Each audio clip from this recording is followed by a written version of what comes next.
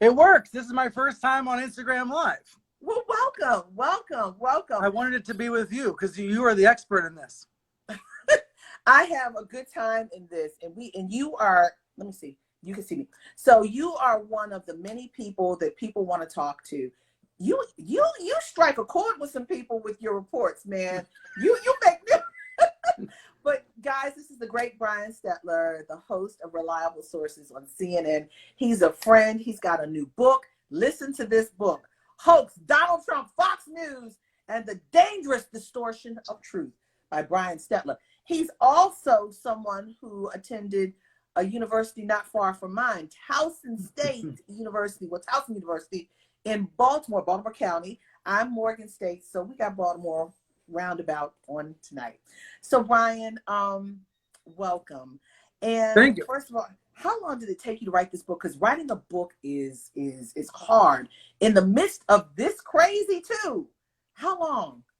Well, you know the process better than me, but this was unusual because I missed my deadlines, and then the pandemic changed everything. Wow. So I guess I signed the deal to write a book last spring, a little more than a year ago. I feel like Fox News is the only untold story of the Trump years. You know, there's so much to say about Trump, but Fox, the way he gets misinformed by Fox is such a huge story, and no one had done a book about it. So I started working on this in the fall and the winter, and I blew by all my deadlines, and I was in a lot of trouble with my editor. And then when the pandemic, ruined everything really in March, the pandemic was really the best example of this book, unfortunately, because both Fox and Trump downplayed the pandemic together. How about that? Right. And so I had to rewrite the beginning, rewrite the ending, but it gave me a sort of a sense of urgency to want to get this book done and try to tell the story. So I finished it in June. It came out and is out now. And unfortunately, this book, along with Bob Woodward's book, they are the first of many books about the pandemic. I feel like you can have a whole bookshelf someday of all the books about what the heck went wrong. And I just hopefully started to help explain that. So, and I appreciate the fact that you took on an endeavor that no one else has done, talking about this distortion from an organization that prided itself to offer truth, right? It prided itself early on, and now it's in lockstep with the President of the United States, and I call it state-run news media. Talk to us from the very beginning. I mean, I love your table of contents and some of the things, and you were talking about how Sean Hannity. Yeah, I gotta grab my copy. One sec. Yeah. Okay. So in the prologue, yeah. Page 7, batshit crazy. It is what it is. Yes. So talk to us. Okay. So talk to us. We sitting on the sidelines. I mean, I know because they've used me as a target. I don't know why, because I just simply ask questions, and they've gone after me for asking questions about people who are hurting. Yeah. So talk to me. Why is Fox in lockstep with the president first? Let's talk about that. Well, I would say it's a mutually beneficial relationship, except I don't think it actually is. I think the people involved think it is mutually beneficial. Fox thinks it's benefiting from Trump, and Trump thinks he's benefiting from Fox, but I would argue Trump's actually getting hurt by what he hears on Fox because he gets misled, he gets misinformed. And conversely, by having to get Trumpier and Trumpier and Trumpier, Fox has really changed. Like you said, this was a channel that launched 24 years ago, was always conservative leaning, but it was much more reality based, much more journalistic. There were bureaus all over the country and lots of great reporters. And one by one, those reporters have left. There are still some, but many fewer than there used to be. Shep Smith, who left last year, he's about to launch a show on CNBC. And but he left. Why did Shep leave? Because it was more theatrics than truth, right? Yeah, I think a lot of people at Fox in the Trump years hit their breaking point. and said, enough is enough. I don't belong here anymore. I can't take it anymore. And look, Shep has never admitted this in public. He's never confirmed this on the record, but his friends, his colleagues described to me how he was just another one of these individuals who just snapped and couldn't take it anymore. And there's about a dozen examples in Hoax of different people who have left basically for that reason. Every story is different, but they're all pretty similar. I just think that speaks to how the news side of Fox is losing and the propaganda side is winning. So you said, what is this relationship about? Well, Trump thinks he needs Fox. He doesn't want the news on Fox, but he wants the opinion. He wants the propaganda. And Fox knows that its audience wants to hear rah, rah, pro-Trump, not news, but stuff all the time. So it's a vicious cycle. The incentives are all wrong. The incentives for me and you on CNN are to report the truth, whether it's good or bad or whatever it is. There are times when the news is positive for Trump and times when it's negative. The incentives at Fox are different. The incentives are to portray a view of the world where he is the hero and the Democrats are the evil villains, no matter what is actually going on. Yeah. And that's why it's batshit crazy, to go back to the subject of the table of contents. I love that. Batshit One of the crazy. Nice things about writing a book is that you can actually curse once in a while. You can't really do that on TV.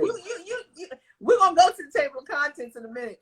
But, and I think about, Fox used to call itself Fair and Balanced. Remember that? Right. Yes, of course. Fair and Balanced. Fair and Balanced.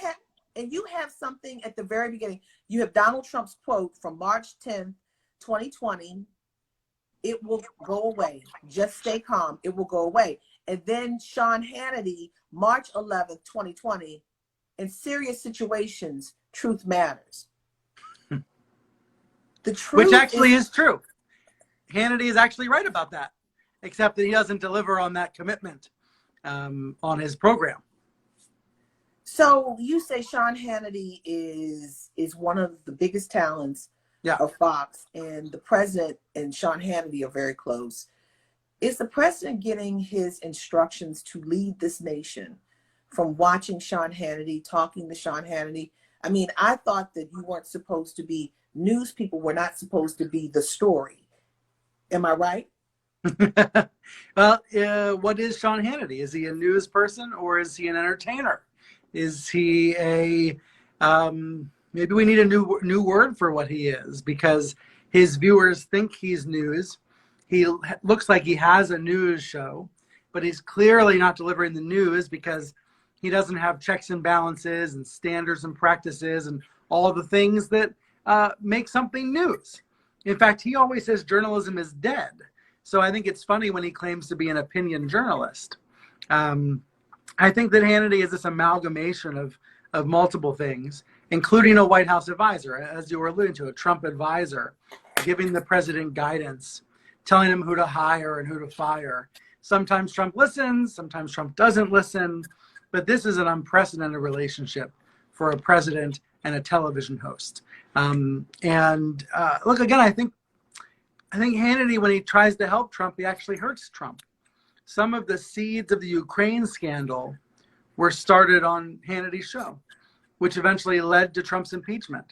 So I would make the case that, these shows that try to help Trump actually hurt him. But clearly he doesn't think so, because he is obsessed with Fox News. Just absolutely obsessed. And I was so happy, April, about a week after Hoax came out, Trump got up on stage at an event and he read off all the shows he had watched on Fox the night before. Right. It was like 7 hours of TV. And I thought to myself, oh, well, thank you for confirming what all my sources told me. Isn't that something? And then they want to discredit you when you have legitimate sources who tell you the truth. And, they have gone after you. Fox News has gone after you for calling them out. Talk to me about that and how that feels.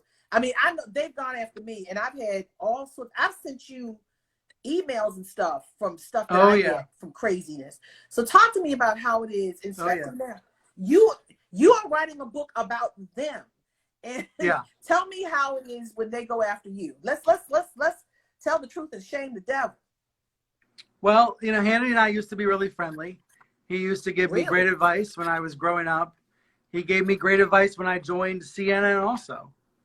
And I think this is one of those examples of how the Trump years have caused strains on so many relationships. I'm not claiming we were best buds, but we had a good rapport over email. We could call You each other looked if up we to needed him as to. a mentor journalist. Yeah, as a broadcaster, yeah. Like, I thought a lot of what he was doing against Obama was crazy, but I respected his kind of as a performer, and I liked being able to reach out to him. And I think, the Trump years have just broken a lot of those kinds of relationships. Same for Tucker Carlson, same for some other folks at Fox. So now Hannity likes to call me Humpty Dumpty, and which I think is hilarious.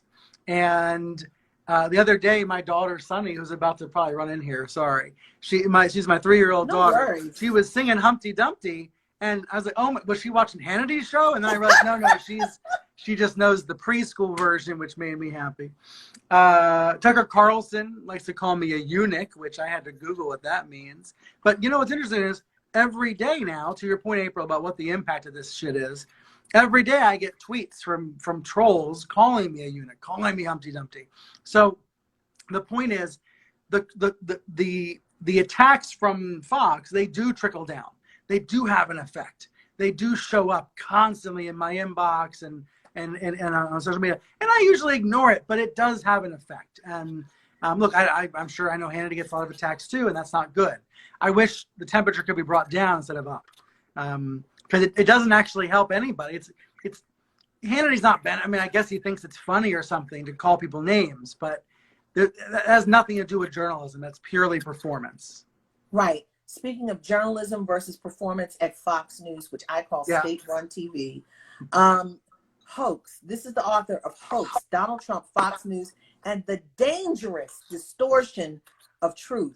I love how you say the dangerous distortion. Why is it so dangerous? What in this book, how do you break down the danger from this distortion from state-run media, Fox News? Hold the book well, up. We debated, hold it, yeah.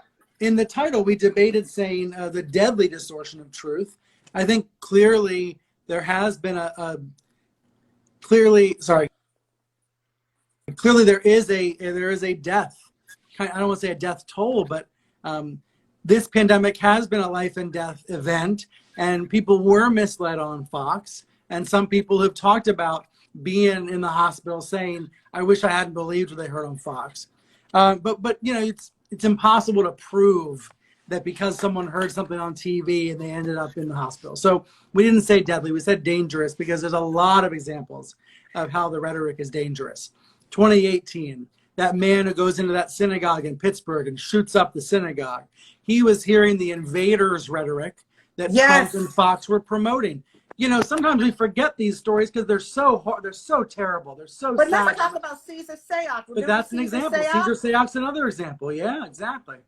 Yeah, and that guy Rittenhouse who went and shot up in Wisconsin, killed 2 people because they're listening to the distortion of people. And I want to let you know, Brian, we are doing something great because we got trolls over here. I love you trolls. I love you trolls because you don't like us and we gonna do it to it. So bye. Anyway. I liked that people were commenting on your hair because I noticed it last night on CNN, and I wanted to know if it was brand new or if I hadn't been watching for a while. You haven't been watching me for a while. I've been rocking curls for a minute. Well, last night, when you were on with Anna, I think it was on with Anna. Were you on with Anna or yeah? Oh well, let me put it this way. I had the volume was on mute, and I was like, oh, what's going on with April? I turned up the volume because I wanted to hear what you were saying. So did the volume, did the hair volume and the hair volume? That's right. The hair volume led me to turn up the remote control volume. That's right. So listen. So thank you for that. But so the distortion of news. How important is it? Because you follow the media, that we tell the truth. You talk about the distortion of truth. In this moment in 2020, how important is it that there's truth coming from the news media and the highest office in the land? Yeah, unfortunately, there's this war on the truth, this war on the media that's mostly for cynical political purposes, right? Even Donald Trump, who claims to hate CNN, he watches. He relies on CNN like everybody else, even though he trashes CNN. So, it's so cynical. It's so nonsensical. And yet it is dangerous because we need to be able to have a common ground, not that we agree on the facts, but have a common ground, and then we can fight over what the facts mean. And there's this attempt to destroy our common ground. That I think is the difference now versus, let's say, 10 years ago. There's always been bias complaints, and some of those bias complaints are legit. And we need to have diversity in media, both ethnic diversity as well as ideological diversity. That's a fair debate. What is not fair is to have the president leading a hate movement against the media and distorting the truth every day. That's what's dangerous. So we have someone who asked a question, they made a statement, and I'm going to put it up here. It says, "Thank you for your fire. I have to go back to work, but thank you for keeping it real." That's to you, Brian. This Instagram Live thing, I got to get into this. This is better than TV. You need to. You putting comments up on screen. Someone's commented on my wife saying she's incredible. I agree. Yeah, so Karen Boykins Towns, your wife is incredible because she's a fan of mine. Karen Boykins Towns, the vice chair of the National Board of the NAACP, says your wife is incredible. I want to find out that story later. but hold your book up. Hold your book up again. I want people to see it. Hoax, Donald Trump, Fox News, and the Dangerous Distortion of the Truth by Brian Stelter, the CNN host of Reliable Sources on Sunday. You see him all the time commenting on the media. I want to throw something to you. Tucker Carlson, in talking about truth versus commentary or fiction. Tucker Carlson was in court recently, and his attorney, the attorney for Fox, says, "Oh, everybody knows Tucker Carlson isn't telling the truth. It's commentary." I said, "What?" So why is not there a disclaimer now at Fox between fact and opinion? Yeah, this lawyer's argument is really interesting because it worked. It was a defamation lawsuit, and Fox won, and the lawsuit was thrown out on the following argument. The argument was, every reasonable viewer of Tucker's show knows that he engages in hyperbole, that he exaggerates, that he's being non-literal. And listen, as a viewer of Tucker's show, I know that because I'm a nerd and I watch a lot of TV and I took a lot of media classes and I care about rhetoric. And so I know that when he says, they hate you, he doesn't literally mean that. But April, come on, there's 4 million people watching this show. And a lot of people eat it up without being skeptical of it, without being careful about trying to know the nuance of what he's saying. It's nonsense to think that all of his viewers turn it on, knowing that he's just being a bit bombastic or exaggerating. No, they take his words very seriously, and that's the problem. So why is there no disclaimer? Because there's no one to enforce it. This is both a good and a bad thing about cable television. There's no government regulation. There's no enforcement. The FCC has no requirements over cable, which I think is good because when I accidentally curse on CNN or something, there's they can't find me, which is there are good reasons it's good to have cable be the wild wild west. But you're raising the flip side. Let me in trouble. But no, I get it. But I don't know what the right answer is though, because his show looks like news and it smells like news and it tastes like news. That's fake and news. That's part the of the definition of fake news. If it looks like it, it sounds like it, and it's not, that's fake news. So anyway, but we have tomorrow night something very serious. Yeah, we do. The first debate in Cleveland, Ohio, with Joe Biden and Donald Trump, a sitting U.S. president, who is using Rudy Giuliani and Chris Christie to help him debate if he's doing it, because he is now the president and he's got to preside over the country, whereas Joe Biden is doing a mock debate. But the person who will be the moderator of the debate is someone who is a journalist at Fox News, someone who does hold the feet to the fire of the president, Chris Wallace. What do you think we should be looking for tomorrow night from Chris Wallace and Fox News when it comes to this debate? Well, I think Chris is a great journalist. He's proven that. He doesn't need me to vouch for him. Everybody knows he's an accomplished journalist. I think the question with Chris Wallace is, has the perception of Chris been tainted or changed by being at Fox in the Trump years? And I would argue it has. I would argue that anybody who works at Fox is perceived to be part of the propaganda machine, even when they're not. And Chris Wallace is not. And he's an important counter to what Sean Hannity does. But I would also say this. Chris is on 1 hour a week. Hannity's on 5 hours a week with replays and repeats and all that. So think about who has the power, who has the biggest audience. It's the That's true. opinion, it's the wild opinion shows and not Chris. But look, Wallace has the debate. Good for him. We know the topics. What we don't know is how much Wallace will interrupt or intervene when the president goes off the rails.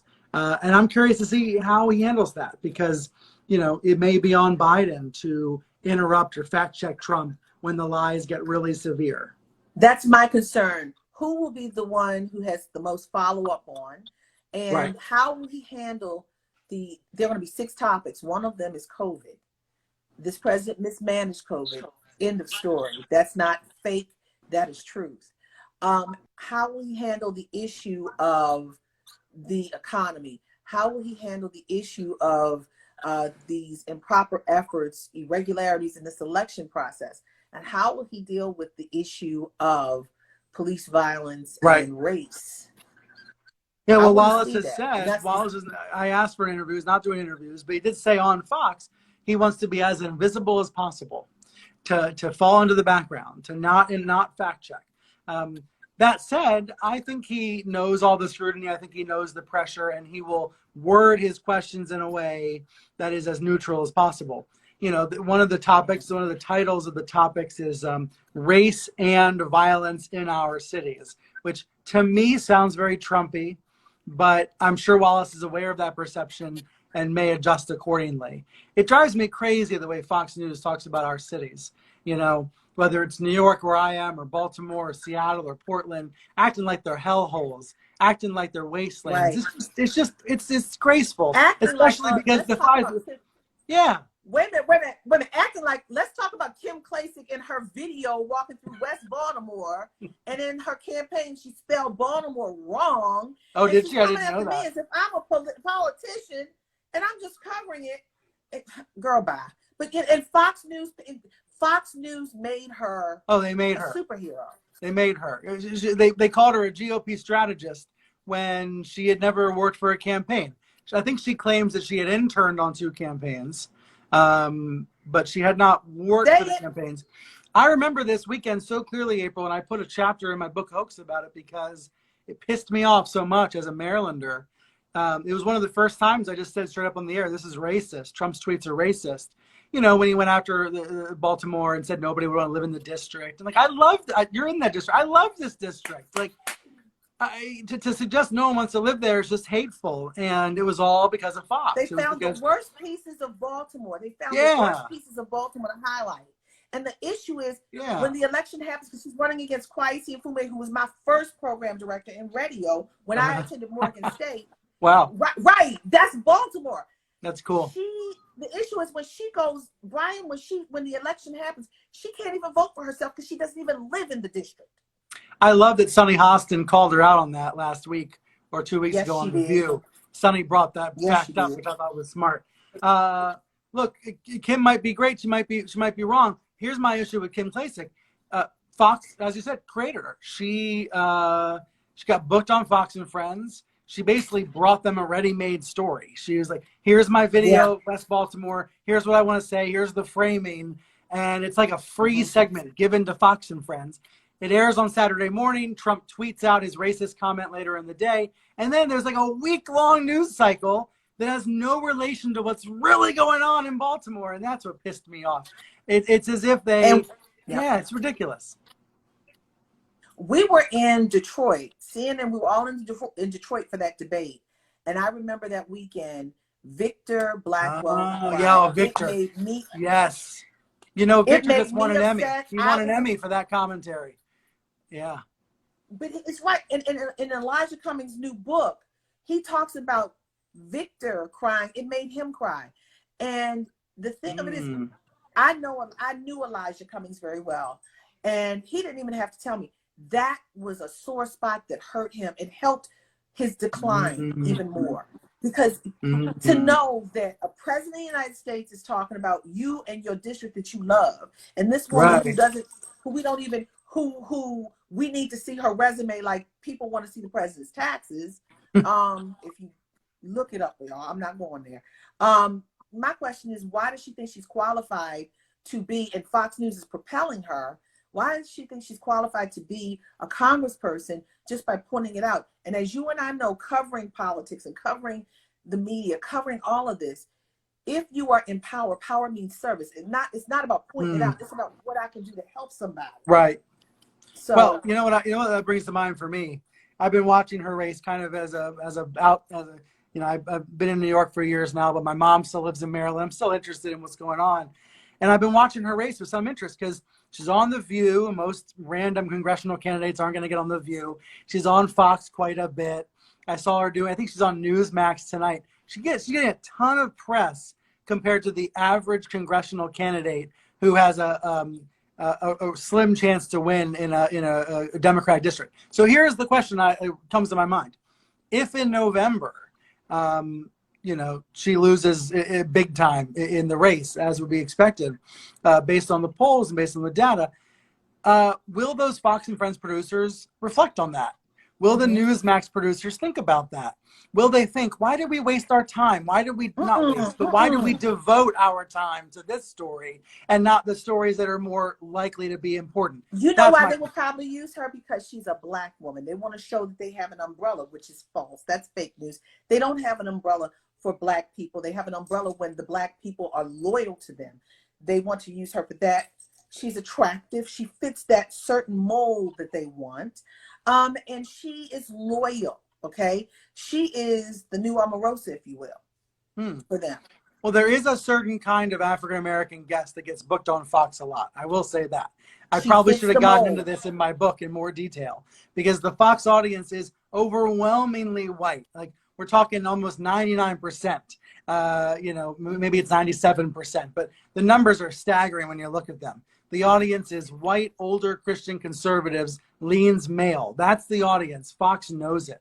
But there is a certain kind of Black guest that they like to have a lot. And I'll leave it at that, and maybe that should go in your next book. And no, you got it. And you hit on something. And on page 19, you talk about the profit machine. They know what makes them money. So let's talk about the profit machine. Let's talk about their obscuring of the facts and the truth to make profit. Talk to me about that.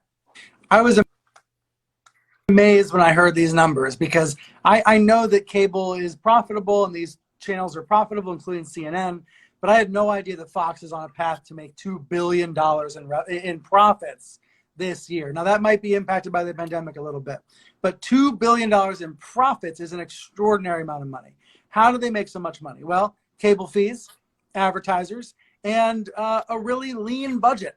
They don't have a bureau in China the way CNN and NBC and ABC do. They don't have these big expensive cost centers. They do have really expensive talent like Sean Hannity, who makes $40+ million a year, but they don't have the kind of news infrastructure that costs a lot of money. So as a result, they make enormous profits. And basically the reason I led the book with that, April, and I put that up in the very first chapters is I had a bunch of Fox stars and producers say to me, Brian, we're not a TV network. Don't think of us that way. Think of us as a profit machine. And then everything we do makes more sense. And look, I'm not going to claim that the other networks are nonprofits. They're not. CNN makes money. All the networks make money. But I think the obsession with profits and ratings is more intense at Fox. I think it's more intense there. So once again, guys, we're talking to my CNN colleague, Brian Stelter. He is the host of Reliable Sources, and you see him all on CNN. He was on Sunday after I was on with Anna talking about the president's press conference and the money that the president has not paid the IRS. Yes. And is Fox covering that? Very, very, very gently. Imagine not with kid gloves, but multiple pairs of kid gloves, very gently, like it's a really hot surface and they're afraid to touch it. That's honestly the way they cover most Trump scandals, really gingerly, and also by focusing on Trump's defense, right? So they lead with Trump saying it's fake news, even though there's no evidence that it's fake news. The author of Hoax, Donald Trump, Fox News, and The Dangerous.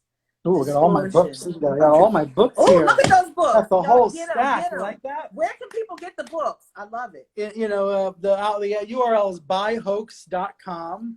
in a pandemic, you know, you have to turn your entire house into a television studio. So my wife is I off in heard the you other have the best bedroom TV studio. doing a They Zoom tell me call. that you have a great setup at home. I'm thinking you at the studio.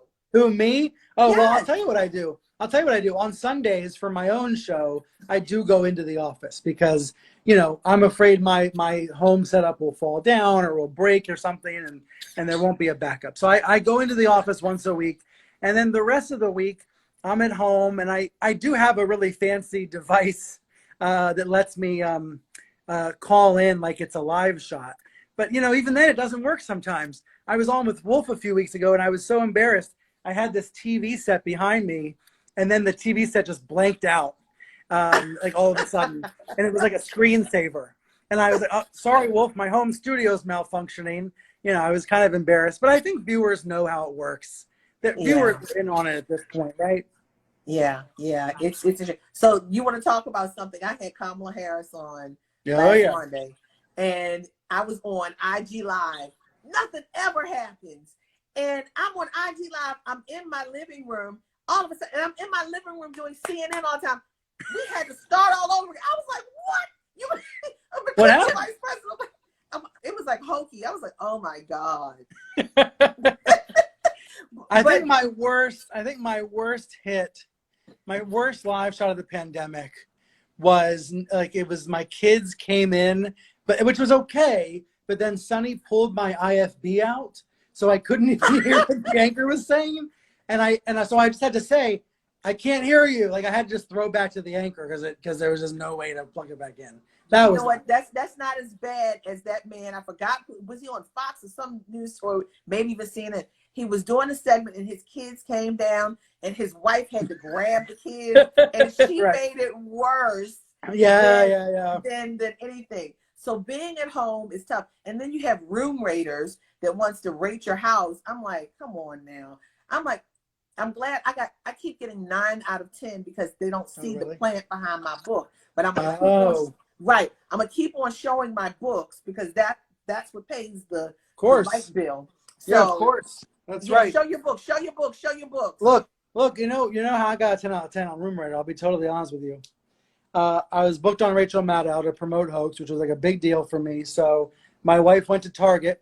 We went shopping. We bought the entire room. We bought the entire backdrop. We bought the pineapple and the plants and the books and the. It was actually good because I wanted to buy cast, and I finally bought cast, and we put it behind me. Like we truly staged the entire live shot just to get the room raider, which is ridiculous. I know I know. Look, we are doing it's important things, but ridiculous. we're worried about a rating. I'm glad you got a 10, but I'll settle with a 9 out of 10. So a dear friend of mine, John Murray, who everyone knows, he said you broke the story on CNN about Abby Huntsman, how she really left the View. They want to hear you talk about that. And is that in your book? Abby is in my book, but about why she left Fox, not The View, because this is one of those stories that I think is so interesting that never gets reported publicly. Okay. Most people who leave Fox never talk about why. I was talking about Shep Smith earlier and how Shep left, but never told people why. Abby Huntsman has a really interesting story. She was in touch with ABC. She was thinking about maybe going to The View, maybe staying at Fox. And then the child separation policy became the biggest story, the family separation policy.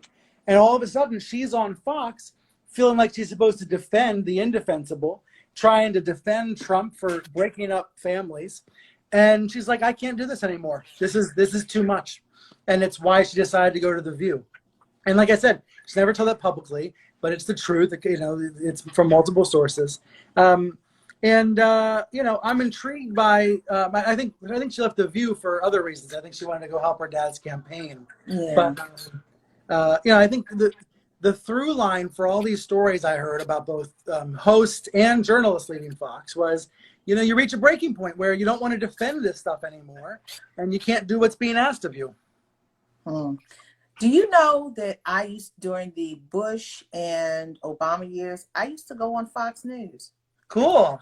I used to, but now they act like I'm like worse than a mushroom under a rock. You know, it's like, okay. I'm like, you don't remember that, do you? But it's okay. I'm not worried about it. But you know, it's amazing though. Isn't it hard when an organization distorts the facts, and want to use you as a liar and they are the liars, doesn't it kind of leave some kind of residue on you? It has with me. I will never view that organization and say, I can't even watch them. People are like, oh, you need to watch Fox. I say, no, I don't need to. That's why I brought a drink with me tonight. Kind of numb the pain. No, I'm just kidding. Although it's kind of true. No, I think the answer to that is, I think it damages. It's almost like a poison, and it soils the ground. It's like it ruins the ground so that none of us can agree on anything, or at least have conversations. And the reason I say that is, I feel like the clips that Hannity uses of me and of you too, they don't represent who we really are. No, they are out of context. They are misleading at best, false at worst. And they give people a distorted impression of what's really going on.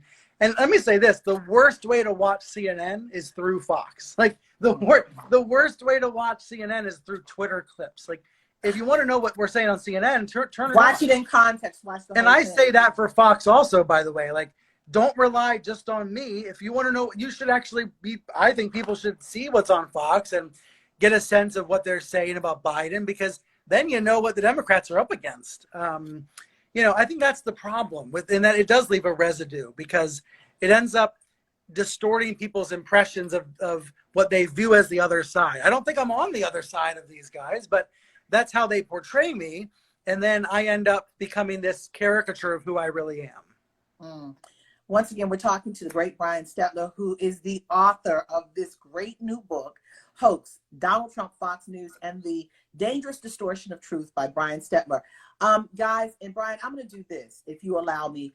I want you to reach out to Mahogany Books. It's a Black-owned bookstore, and they sell a lot of my books. And they report to the New York Times bestsellers list. Oh. They're one of very few African. Yes, Brian. So there's a method in my madness to try to get you, some points with the New York Times bestsellers list.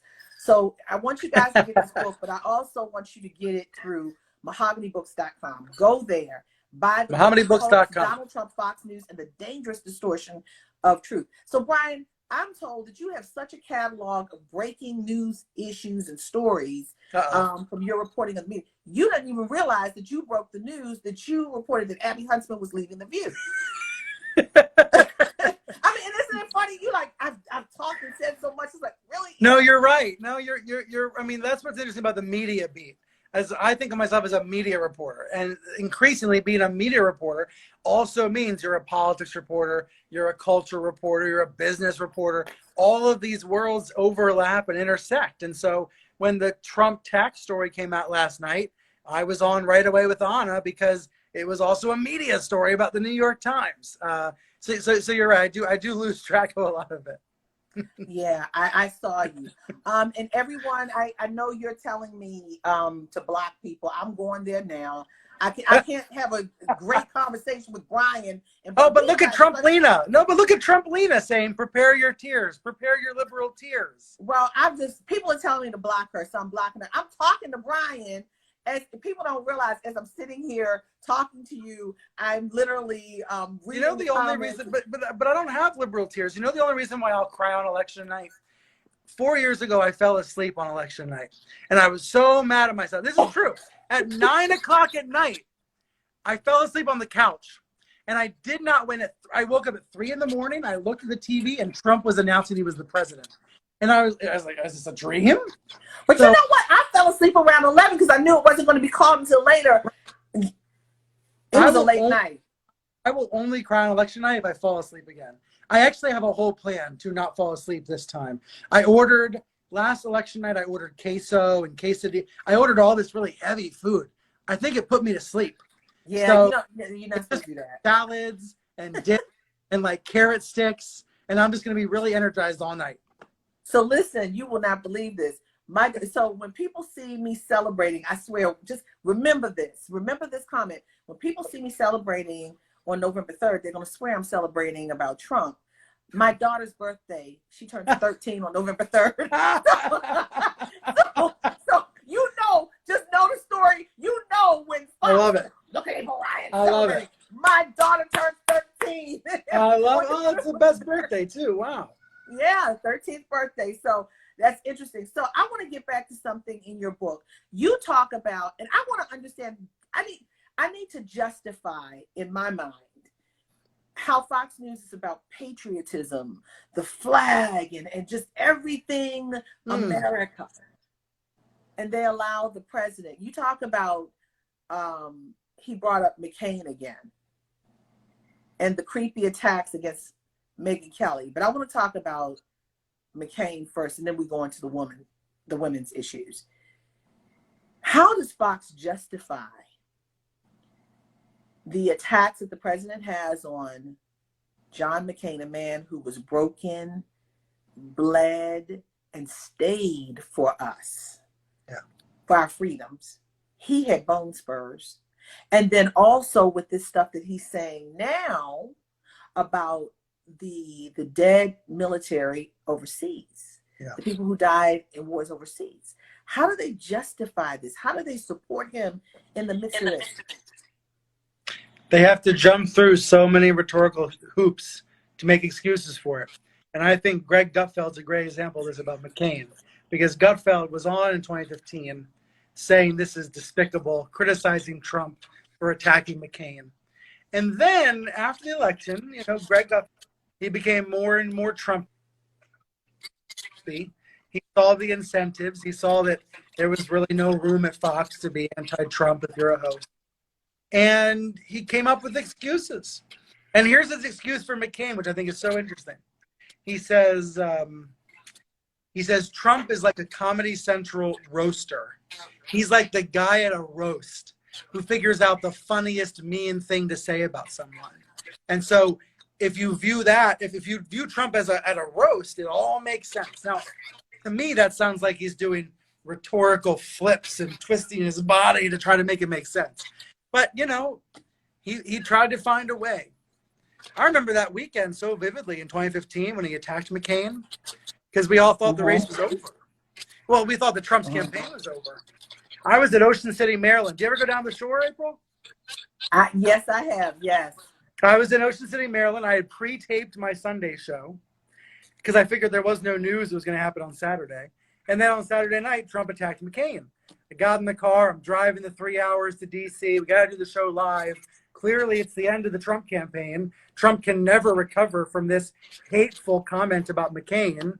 I'm on the phone with someone whose name rhymes with Pawn Picer, who kind of agrees with me that, how can Trump possibly stay in the race? Pawn Picer, I love it. So many people have had to come up with these rhetorical tricks to defend the indefensible, including Mr. Picer. Stop shaking your head, Brian. Stop shaking your head. Pawn Picer. Pawn Picer. I love that. I had a great relationship with someone that rhymes with I'm trying to think of another rhyme, but I can't think of a good one. Never mind. You can't be. You will never be a rapper, no. Anyway. No. So here's something. The women, the issue with women. I remember when that Billy Bush grab him by the dropped, and then that report came out about what was it? The CIA. It was Russia, how they're infiltrating into the Homeland Security, CIA, DNI, all of them joining that, how they're infiltrating in our elections process. And so talk to me about the women's issue, though. How did Fox let grab him by the pee go? And then all these other issues, especially when he brings a bunch of women to the debate with Hillary Clinton, and yet he's got a whole bunch of accusations over here. Yes. Yeah. I think there's an attempt to say everybody does it, everybody's bad, so stick with your tribe. I think that's the core argument that you made on Fox. But what about Stormy? What about good old Stormy? There was some stormy weather a lot. I don't think it's a strong argument, but I think it's the argument that gets made over and over again. I'm just going to move rooms because I hear the baby. I hear the baby. It's almost bath time, so apologies for one second. We're all parents. Trust and believe. I'm going to shift. Although one of the kids is out here. Let's see what Sunny's doing. Sunny, what are you doing? Hey, Sunny. You want to say hi to my friends? Hi, I'm Sunny. sorry, Sunny, she's did they busy. go? Dr. Sunny, I apologize. She's very busy. Oh, Dr. Sunny, are you a patient? hi, Oh, Dr. Sunny's running. Dr. Sunny is busy, guys. No time for us, okay? All right, got it. But Stormy, I mean, yeah, everybody has issues, but he has some extra special issues. I really hope that one of my thoughts the other week was maybe one of the only positives of this hellish pandemic is that there'll be all these kids who want to be doctors now and want to be nurses now, because they've learned about germs and all this terrible stuff the hard way. Yeah. Anyway, sorry, I'm back in a better spot now. So I want to ask you a couple more questions. This time has gone by, so we basically have 10 minutes. But this is, I know, right? It's gone by so fast and it's been so fun. And I thank you for allowing me to be your first. So, even though you're married, you know what? Maybe I'll never do it again. Maybe I'll never do it. My only time. No, you'll do it again. This is great. And this is great for you to promote your book and to promote everything. So I'm going to go back to another issue. Yeah. Race. Let's talk about race. You talk about a little bit about Charlottesville.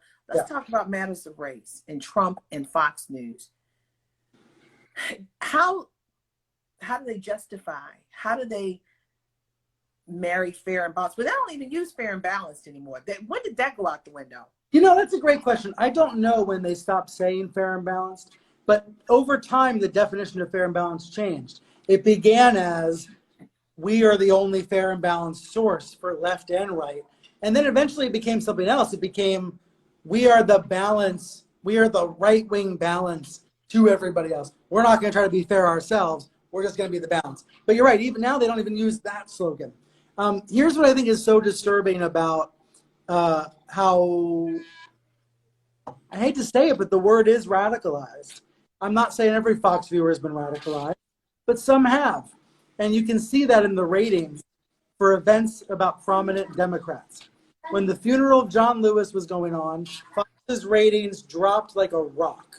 They might have had 2 million viewers before the funeral and only 1 million viewers during the funeral. So half the audience didn't want to watch it. And I just think that's a sign of a deeper rooted problem. You know what I mean? By the way, let me add this. Trump's events are more popular on Fox. I get that. Biden's events are more popular on MSNBC. And let's talk about that. To see the ratings drop in half is a problem. Who's what? To see the ratings drop in half during a funeral, I think that speaks to intolerance or some sort of unwillingness to even hear the other side. And that's talking about that's really speaking volumes to the issue of race and the divide that Fox and this president are causing. It's saying that there is a racism problem in this country. Right. There is a racism problem. But how do they justify blood and soil? How do they justify Charlottesville? How do they justify, right. I've heard them try to justify Rittenhouse in Wisconsin. How do they justify this when the president's words are leading people, crazy people, to do these things? Right. With Rittenhouse, what we're hearing on Fox from guests like Pam Bondi is he's a kid. He's trying to protect his community. Well, that's not true. That's not his community. He was in a whole other state. Unless she meant white community. Unless she meant white people. And then it makes sense. But here's what I think Fox does most often. Rather than defend it, they just change the subject. They just talk about something else. I think that's a really important key to understanding Fox. It's less that they defend Trump and more that they just attack Biden. They just change the story.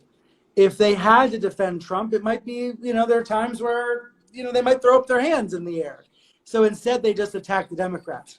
When AOC was elected, I had a producer of Fox text me and say, "Thank you, Queens. Thank you, the Bronx. Thank you for AOC." Because all of a sudden, they had a new story. You know what I mean? Like, they had a new target, a new subject. And ultimately, that's not good for anybody. It's, to have such distorted content on the air. So I'm going to say this. You get the Fox viewers cannot stand you. Why?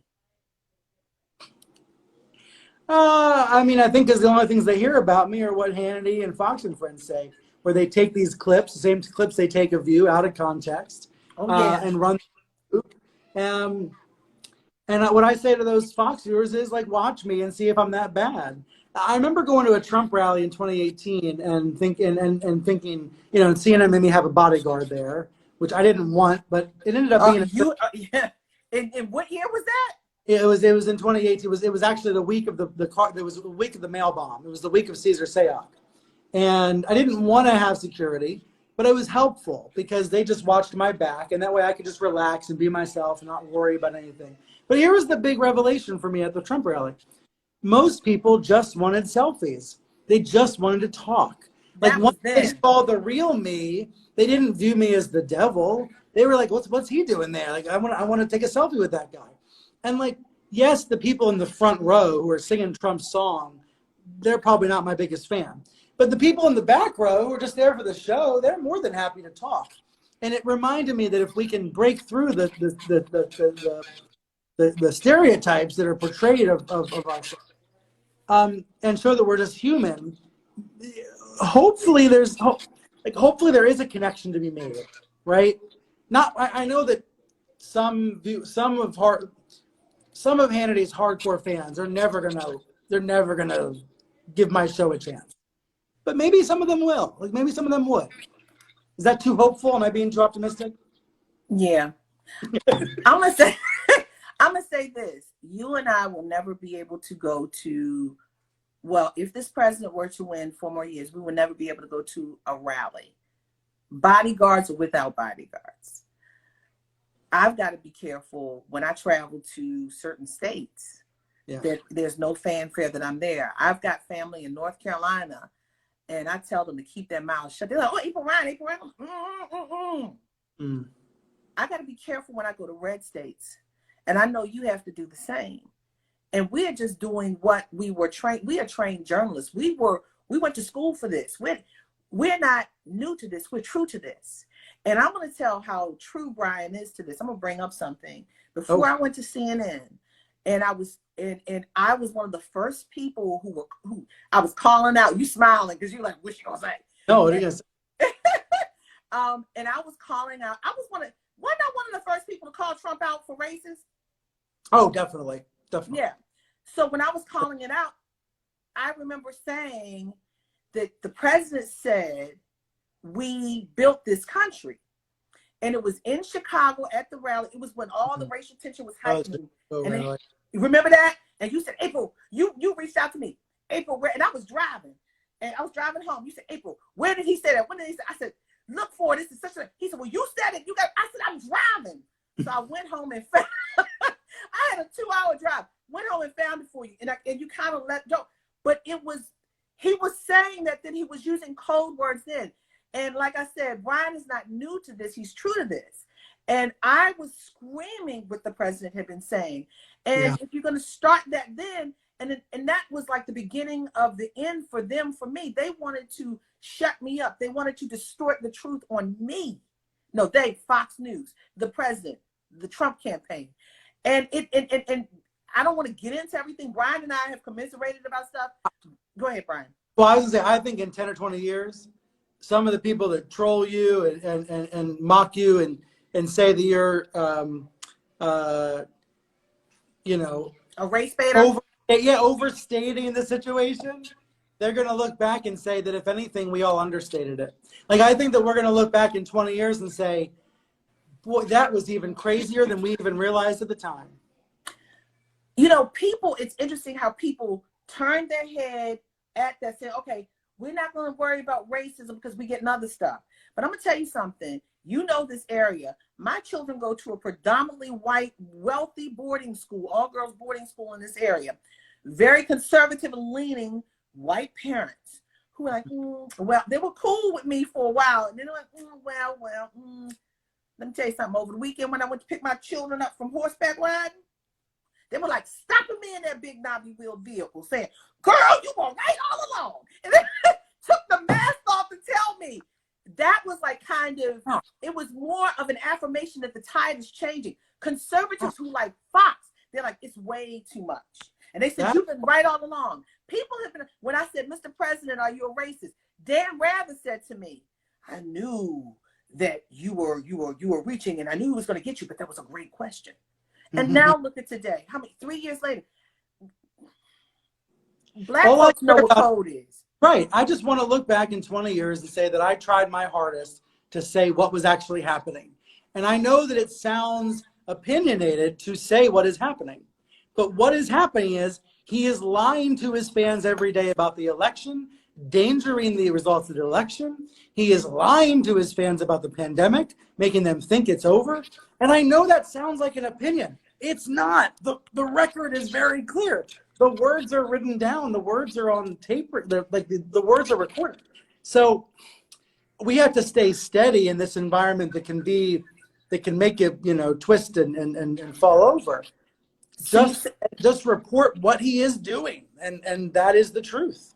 Again, Brian Stelter, I used to have a lot of hair, April, and then all this happened, and see what happened. Let me tell you something. Don't talk about hair and Trump.